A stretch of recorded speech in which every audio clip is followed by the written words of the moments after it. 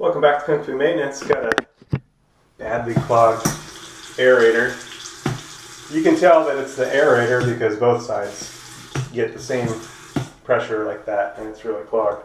Now, aerators come in a few different sizes and a couple different threads. You've got either a male thread or a female thread. This one's a male thread.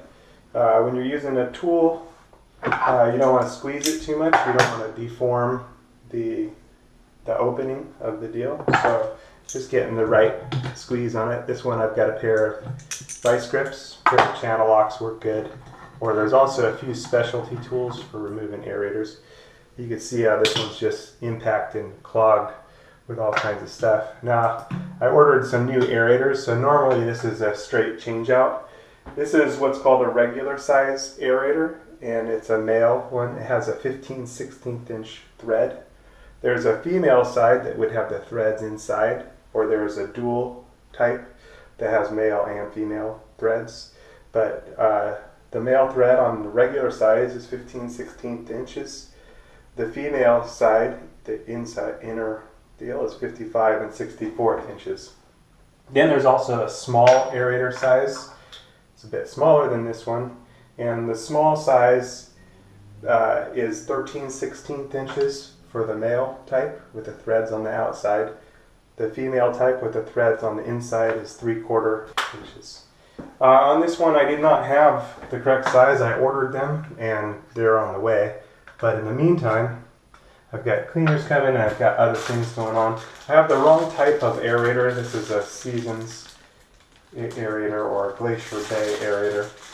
But what I can do is just change out the inner portion and I'll save the outer portion for another deal. So we just push this portion through, take it to the new aerator and insert it here. We can either reuse this washer or reuse the washer from the old one.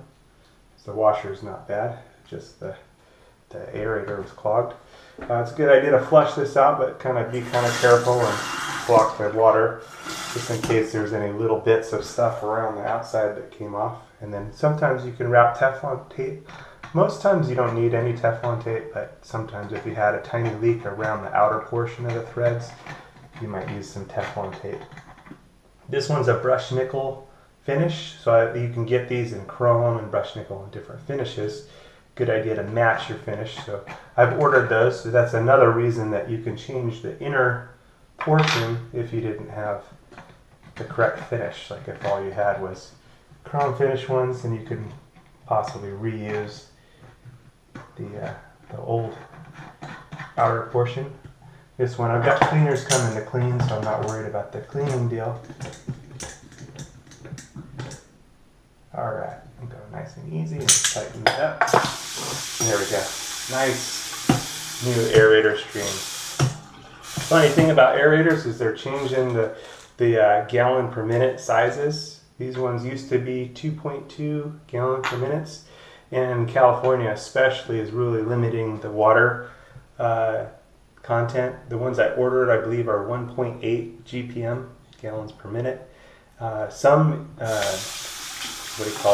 commercial applications, they're requiring to use a 0.5 aerator, 0.5. Kind of crazy to me, kind of scary when you think about people needing to wash their hands and everything. This is a 1.8. It's got a nice stream and it can be adequate for washing your hands. But you saw how restricted it was. That could make it difficult before. So, but the aerator kind of does its job to split the stream, aim the stream, make it feel like more volume, increase the pressure, and change the way that it splashes. So aerators do a nice job making things more pleasant on the faucet side. So checking around here, we have no leaks from the outside of the aerator. We're ready to go. Like I said, the rest is just some cleaning issues. Cleaners will be doing that. I can try to take off some of the major stuff just so they're a little ready.